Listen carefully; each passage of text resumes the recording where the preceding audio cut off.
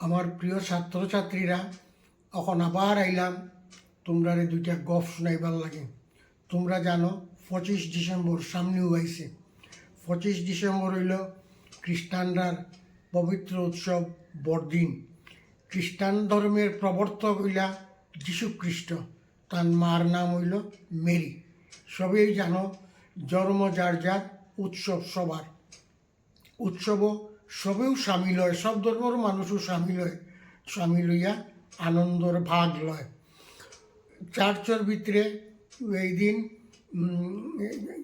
বিশেষ আকর্ষণ হিসেবে থাকে ক্রিসমাস ট্রি, আর থাকে সান্তা ক্লজ, যে একটা বিচিত্র পোশাক পরিয়া তাই নাই, আর তার একটা জুলা থাকে খান্দ, এটার ভিতরে চকলেট বিস্কুট ইটাও থাকে, বাচ্চারারে তাই দেন।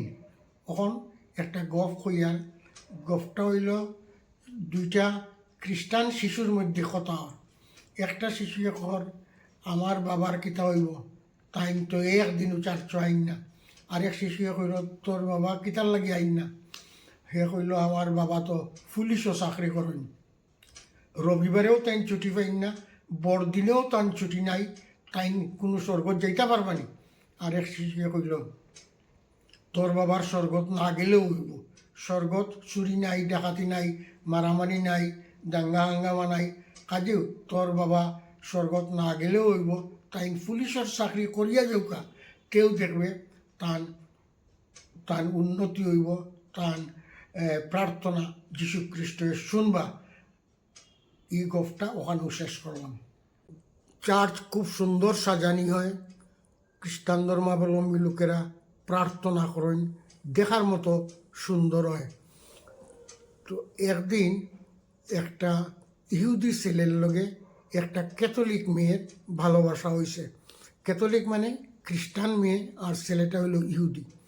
তো ভালোবাসা হয়েছে পরে মেয়েটা তের বাবারে গিয়া কইছে, বাবা আমি অমুক ছেলেটারে বিয়া করতাম চাই। বাবাই জিগাইলা তার ধর্ম কিতা?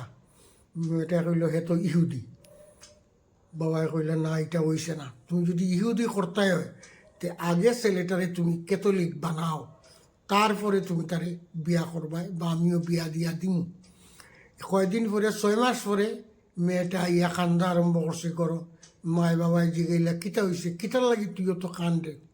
মেয়েটায় কান্দি কান্দি কইল তোমরার কথায় আমি ছেলেটারে ক্যাথলিক বানাইবার লাগি বইপত্র তারে দিছি, সব সময় তার কানো খ্রিস্ট ধর্ম প্রচার করছি।